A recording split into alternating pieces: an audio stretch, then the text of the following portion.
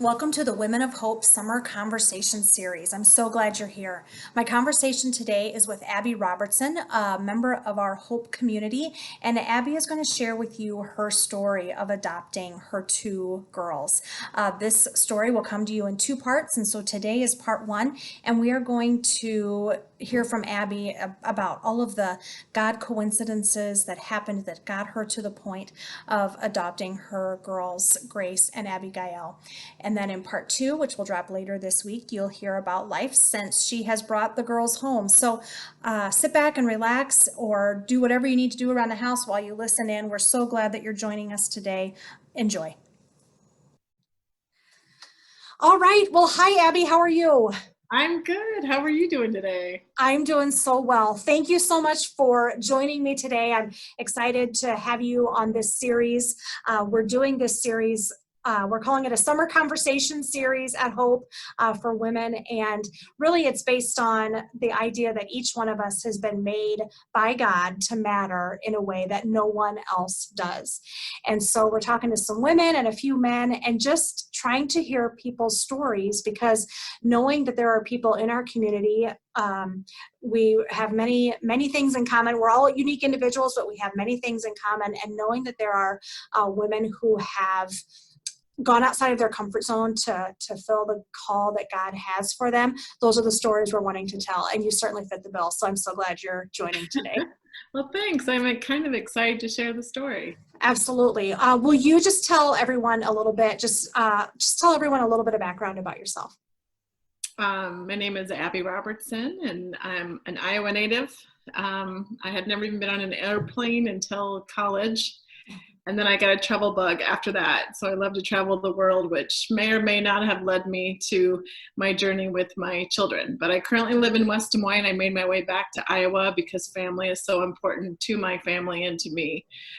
So I made my way back here. And so I'm a realtor in the community. I love what I do and have fun with it. And it affords me some time and flexibility to be present for my children. Absolutely. How long have you been a realtor?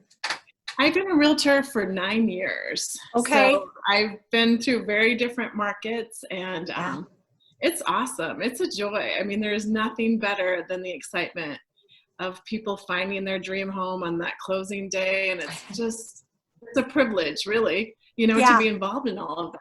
Yeah. Absolutely. So we're recording this the middle of May, and this has probably been a really strange time for you as a realtor. Yeah, it's been really interesting. I think my focus has been just touching base with everybody, and it's not even real estate focused. It's just saying, hey, how are you doing? Are you surviving? That kind of a thing. So I've spent some time even this morning just making calls, even leaving voicemails for people just so they know that someone's thinking about them. But the real estate market, believe it or not, we're back up to regular foot traffic, which is amazing to me. Yes. Wow. I think it's because Iowa stayed open. I don't really, fully understand it. I do have some virtual clients moving here from Atlanta. We did everything on FaceTime. I showed them their homes on FaceTime. We did everything, virtually. So they're going to land in Des Moines on June 1st, and we'll see how it goes. I hope they like their house. I hope they do too. So that's so crazy to me. So what I wanted you to talk about today was you have such a really beautiful story of adopting two girls. And will you start by, even just before we get to meet your daughters, tell us how you made that decision? Well, it's one of those things I just always knew I was going to be a mom. I have three sisters. They got married. They started having kids. I just knew I was going to be a mom. As a teen, that's how I made all my money. I babysat all the time. I babysat all summer with families. And even before I could drive, I remember taking them trick-or-treating and walking them around the whole neighborhood because I couldn't drive them anywhere because I was so young. Like, same thing, aqua babies, and I was only like 14. So I've always loved kids, and I just knew, like, it was something, some things you just know, and I just knew I was going to be a mom. Yeah. But then I hit 35, and so 30 was my scary age, I said, and then it was 35, and then it was 40. So then when I hit that, and I did all sorts of blind dates, I'm sure a lot of people that will resonate with. And I was that girl that would go on any blind date if someone had a blind date. I just had one really bad last blind date. And I was like, it was another one of those things that I just knew that I was looking for the wrong thing, that that's not what I was supposed to be looking for. And literally the next day I checked into adoption and started digging around online, figuring out how to do my home study and all of that. And I really never looked back from that day forward. I just knew that's what I was supposed to be doing. So. Wow. So do you know what brought adoption to your mind? Did you know someone who had adopted, or how did you just decide that? Do you have any idea how that just happened? I just, and to be honest, I don't even know if my girls know this, but I did, artificial insemination. I did, lots of things that a lot of women go through. Yeah. I consider the most painful part the blind dating for 20 years, but there was also painful artificial insemination and all that. Yeah. And I think that I just think that it was the thing that was apparent to me. And the crazy part was I started doing research, and God does this to me all the time. It's one of those things that someone told me once, they're not called coincidences, they're called God instances. And I have them all of the time if I'm aware enough to watch. Sure. Yeah. But I started researching online, just nationally with it. And I came across this great blog, and I was like, wow, this woman's really amazing. I'm going to sync up with her and see what she knows about it. And she happened to be from Waterloo, Iowa, which is, I went to UNI. I'm a UNI grad. So, and she used to be on the news there. Her name is Shelley Scooster is her married name. So anyway, I touched base with her, and it led from there. And then she's like, here's who I use for my home studies. She had adopted already 2 children, and it just snowballed from there. And I don't know. I think it was a God thing. I think that link to someone that was local in Iowa was all I needed to get going with it. So to say it was a quick experience is not necessarily accurate. It seemed relatively quick once I met my girls, and it was a year later that I got them. But leading up to that, it was probably 4 years of local potential adoption. I checked into foster care, but being single, that was hard. And my goal was never to give the children back. I wanted to be a mom, and that's the goal of fostering, is to reunite. And that wasn't my goal. So I didn't feel like that would have been fair. So, so I don't want to say it was like a weird last resort, but I think it was the one that God was like, hello. And I kept exhausting everything and not listening. And then finally, when I listened, it was like, oh, this is what I was supposed to be doing. Right. But, older kids, like that's scary stuff for most people. Yeah. Well, so let's push the pause button just a little bit, and let's even back up a little bit. So you decide you're going to adopt, and you start looking into it.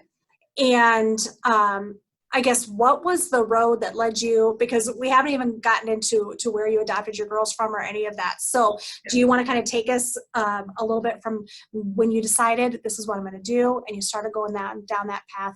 How did you end up meeting your girls? That's probably a lot. I know. I mean, and it's crazy because you do, so you start with a home study, and you have to do, it's everything about you. This home study, they're coming to your home, and I think it's daunting for a lot of people. You have background checks, it's everything to protect the children, which makes sense, but everything expires. So there's a time limit on everything. So if you're any adoptive parent that may be watching this will completely understand this, and I've been through this.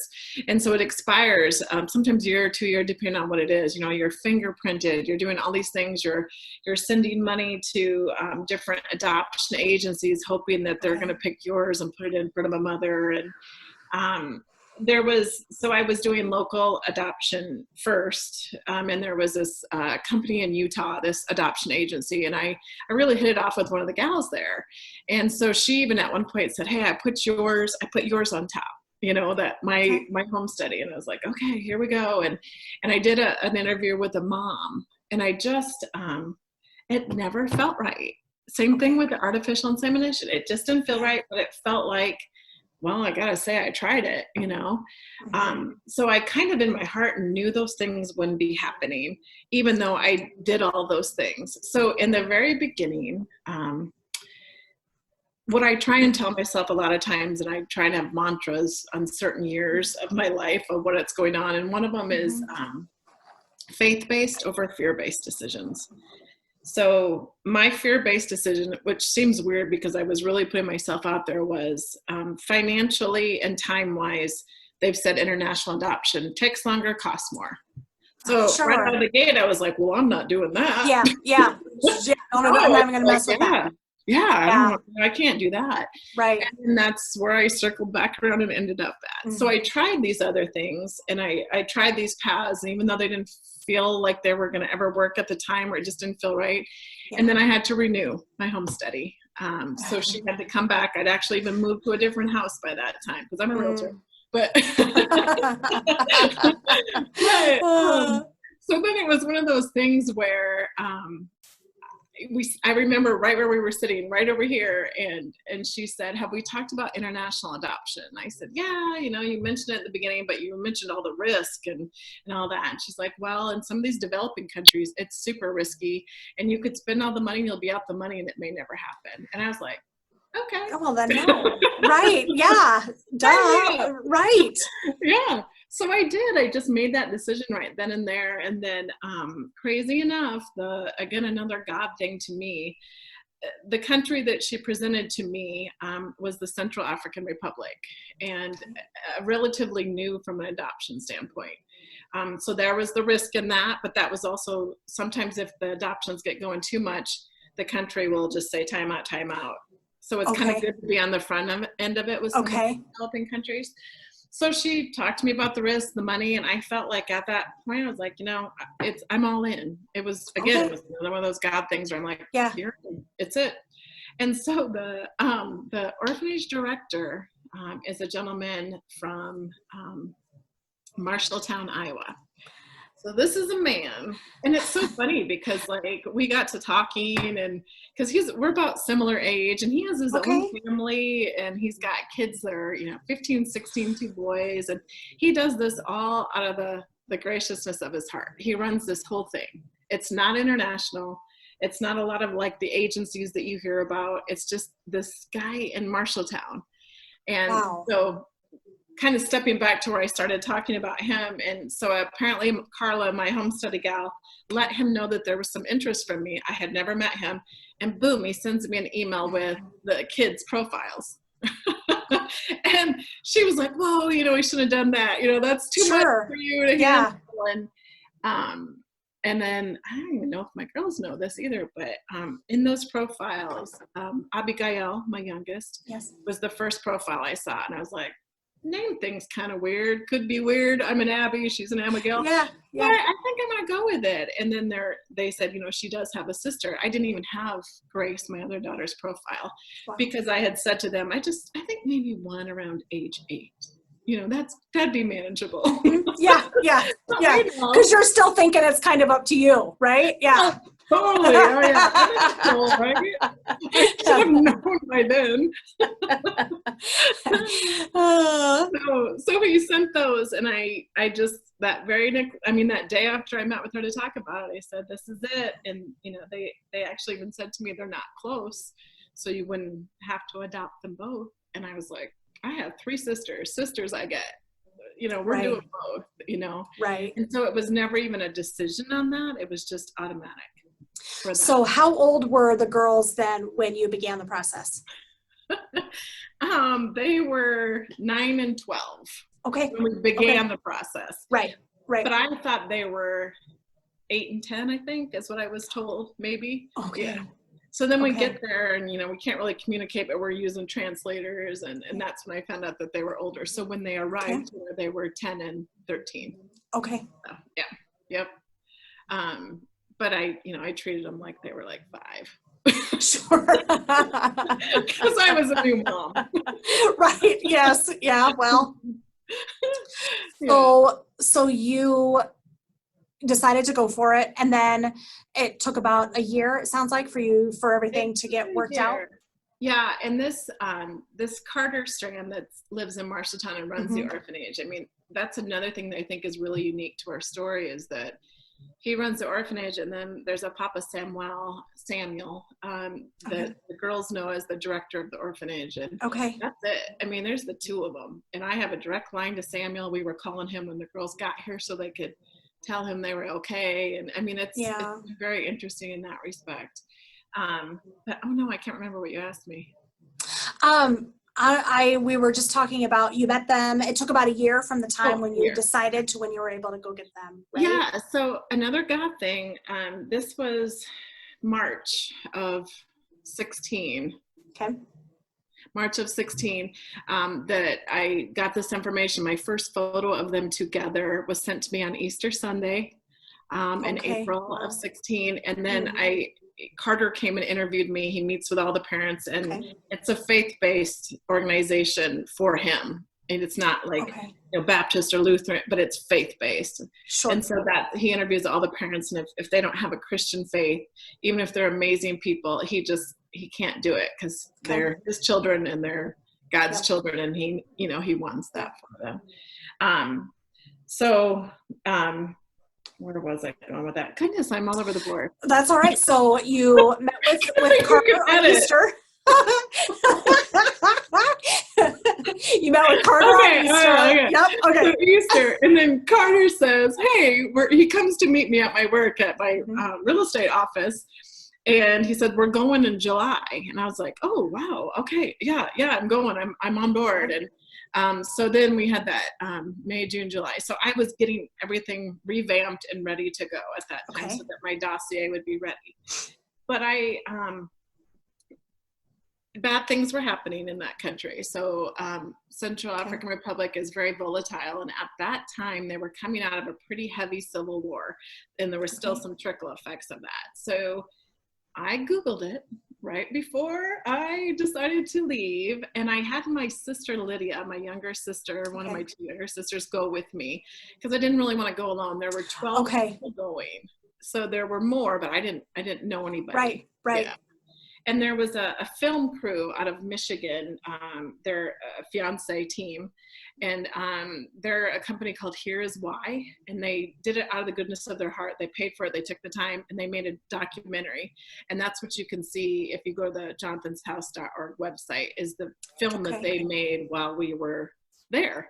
And they centered it in Iowa, in Marshalltown, and they would flash back and forth between CAR and Marshalltown, which is kind of a cool connection. But it was through their eyes and why they saw it, and it was through Carter's eyes of like, who am I? I'm just this guy. Sure. But I'm called to this, which kind of speaks to everybody, and they don't know what their purpose is. And sometimes you think it has to be big. And I can honestly tell you, I never thought my purpose was big like that. This is just the journey that he had me on. And I think that it's the journey of my kids that I'm in. For some reason, it just feels like it's their journey, and it was meant to be. All the pain and things they went through were part of their journey. And I think, there's plans for them. No pressure. Right. But Abby, I love that. That's just so beautiful because, I mean, to see this as the girl's journey. And I think any parent, you look at your children and they're on their own journey, and you're a supporting character in that. I mean, you have been a major character, and they'll grow up and they'll move out and they'll have their lives and they will do amazing things. Like, your girls are, just from what I've seen, incredibly talented, and we'll get to that in just a second. But I mean, to realize that these were your girls the minute they were born. It just took you all a few years to get caught up. I know. And even when I went there, just weird things, like we got delayed and then we ended up getting to the orphanage on my birthday. So I met my girls on my birthday. And then I wasn't sure if, when you go through something like that, I had made them books. I'm type A. I needed to know who I was going after when I was going there. But then I got there and I thought, how do I not pay attention to all these children and give them all hope? It just felt really, it was way more overwhelming than I thought. I'm not a high emotion person, but I was really high emotion when I was there.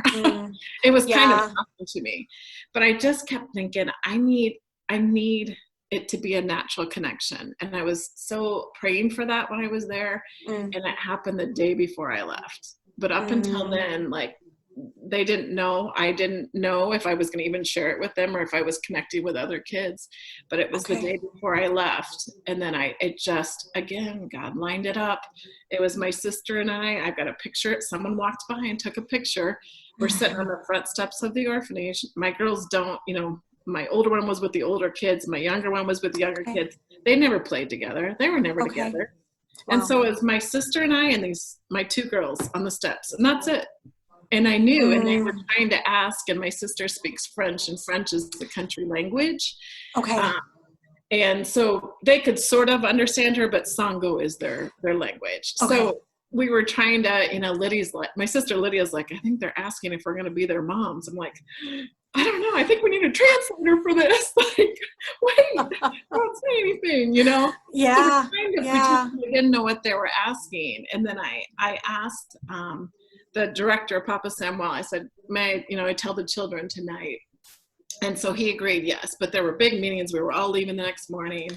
And so, oh my gosh, and they have this all on film. The filmers filmed it.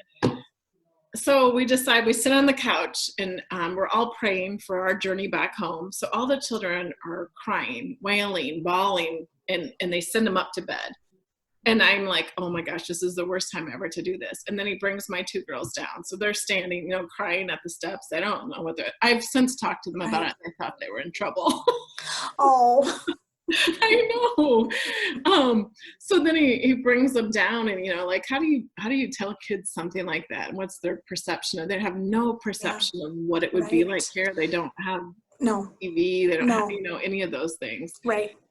So all I did was say, I gotta think of how it went, that I just asked them if I thanked them for letting me stay in their home, the orphanage, and then asked if they would like to be a part of my family and come to my home and live with me. So this is all about perspective too, because I made these books for them. Mm-hmm. So Papa Samuel tells them this and they're crying and they said, yes, we'll do it. Okay. And I didn't even hear it. And again, they're filming all this and I'm like, so in that culture, like hugging and, that's something we worked on for 2.5 years. That's not a norm for them. Okay. So you flash to me sitting on the couch with them. They're bawling. I'm sitting there like a deer in headlights. And I have the woman filming goes to me, baby, hug one of them. But I knew, like I had tried that earlier in the day with my younger one. She had a headache and it didn't, it's rigid. Oh, okay. So I knew that that's not a comfort for them. Yeah. So then I knew that. So I was like, I can't, and we're going back and forth. The kids are crying. And then I said to the Samuel, I said, maybe share the booklet with them so they understand what my family is. And he said, okay. So he leans across and he shows them the book. And the perspective part of that's funny is I had done a family farm picture with all of my family in it. So all my nieces and nephews, my 3 sisters, my husband. So flash forward to when they come here and they think they're coming to an orphanage. Oh. Because that was their perspective. Yeah. They thought that the cousins were going to be living with them and everything. Mm-hmm. Yeah. Mm-hmm. But at the time he was sharing it with them, they wouldn't stop crying. So he was like, and sent them up to bed. And that was it. I left the next morning. Oh. It was like, and then the filmer said to me, she goes, yeah, maybe that's something you can threaten to bring out once they start dating. So did they leave with you the next morning as well, or did you have to go back? Okay. That was just the process of telling them. Then I had to get my dossier there. Okay. So fortunately, there was a family in Ames that went in August. They couldn't jump on with our group, so they went in August. And so they took my dossier, which is all the legal documents, all the paperwork. Okay. So they took it in August with theirs as well. And another God thing is we went through the whole African court system, the American U.S. court system, and got approved at the same time. Wow. So that probably doesn't happen very often. I know. Yeah. And we got to go over. And so they were adopting 2 littles that were like really afraid of us, had never seen people like us before with pale skin. So we couldn't get close to them when we were there in 16. So flash forward to 17 and they're like, we got to go together because your girls have to help us get these kids home because they're afraid of us. Sure. And so, so it worked out that way. And I did not know the family before, but I do now. And they are some of my favorite people. We will always keep these kids in touch, you know. Of course, of course, of Yeah. course. And really tight with them. And they, you know, he's a pastor up in Ames, and we have Okay. parents the same way. And it's, yeah. That's It's amazing. a lovely God thing. Yeah. Thank you for joining us for part 1 of my conversation with Abbey Robertson. Be sure and subscribe to our channel if you haven't, and then you will never miss a post and you will know exactly when part 2 drops. Thank you so much for joining us today. You are an amazing woman. Make it a great day. See you soon.